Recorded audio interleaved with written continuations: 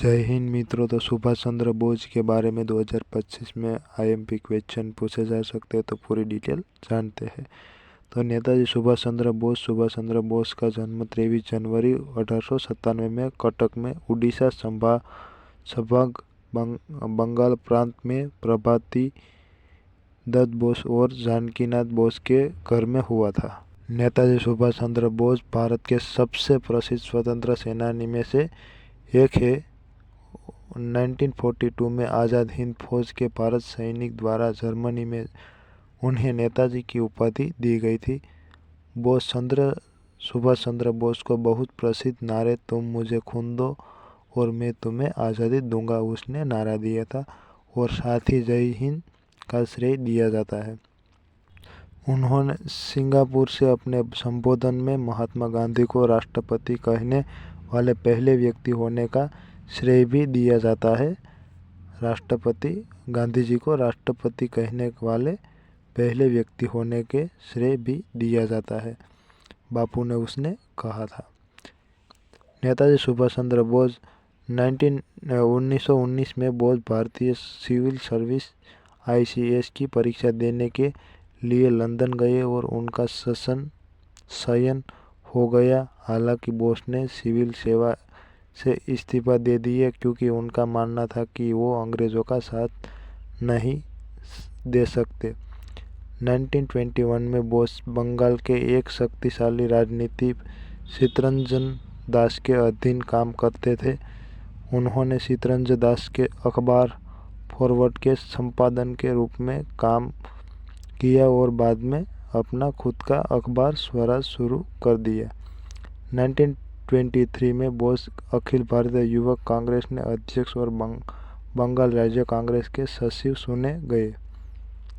1930 में दशक के मध्य में बोस ने यूरोप की यात्रा की। उन्होंने शोध करने के अपनी पुस्तक द इंडिया स्ट्रगल का पहला भाग लिखा, जिसमें 1920-1934 के वर्ष में देश के स्वतंत्रता आंदोलन को शामिल किया गया है। अपनी वापसी के बाद बोस ने 1938 में भारत राष्ट्रीय कांग्रेस के निर्वाचक अध्यक्ष के रूप में पदभार संभाला।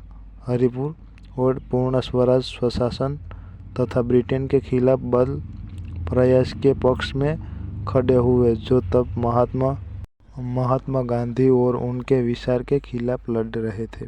सुभाष चंद्र बोस 1939 में त्रिपुरा पुनः निर्वाचित हुए, लेकिन उन्होंने शीघ्र ही अध्यक्ष पद से इस्तीफा दे दिया और अखिल भारतीय फॉरवर्ड ब्लॉक का गठन किया। 1945 में ताइवान में उनका विमान दुर्घटनाग्रस्त हो गया, जिसमें उनकी मृत्यु हो गई। हालांकि उनकी मृत्यु के बारे में सभी को षड्यंत्र सिद्धांत है।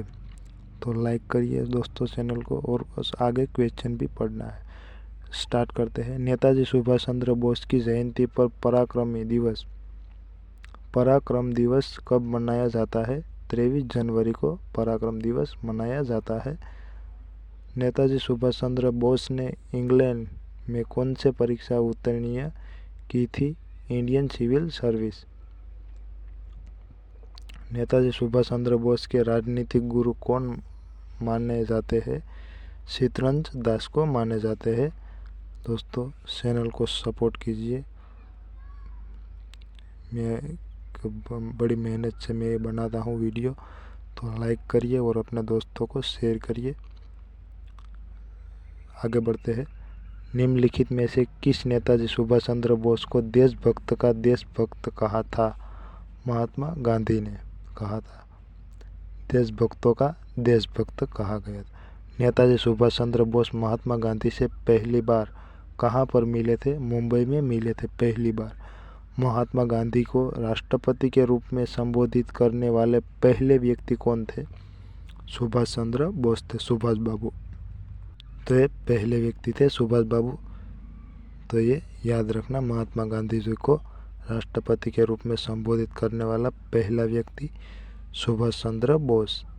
और निम्नलिखित में से किस नेताजी सुभाष चंद्र बोस को देशभक्तों का देशभक्त कहा था?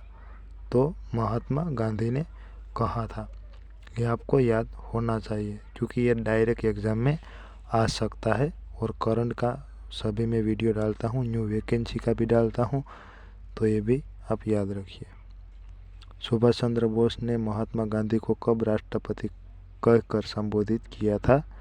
6 जुलाई 1944 1944 में कहा था।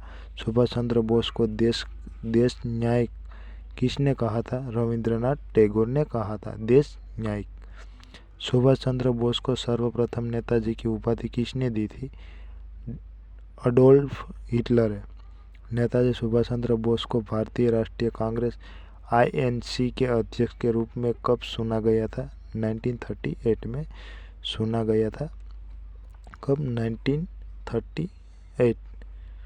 तो ये याद रखना दोस्तों, क्योंकि ये वीडियो में से ही एग्ज़ाम में क्वेश्चन आएगा, उसके बाद कोई नहीं जाएगा।